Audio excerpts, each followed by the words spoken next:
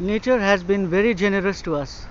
It has given forests, land, water, soil, sunlight, and all the resources that we have extracted from nature.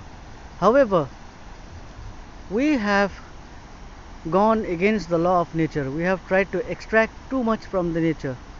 In front of me, you can see the Rangit River, the beautiful Rangit River of Sikkim, which mixes with Tista River and flows through Bengal. In recent years, there has been massive land erosion in this area. As you can see, a massive land erosion which has been caused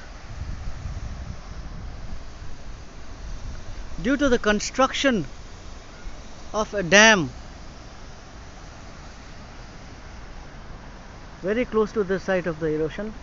So because of this dam, the river is increased its capacity and its overflowing, and which has resulted in massive erosion of the land, thus causing danger to the human settlement living out here.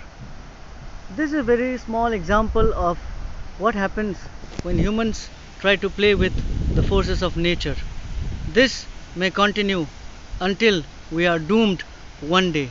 So it is a lesson to be learned that we should not play with the forces of nature and let it take its own course of action.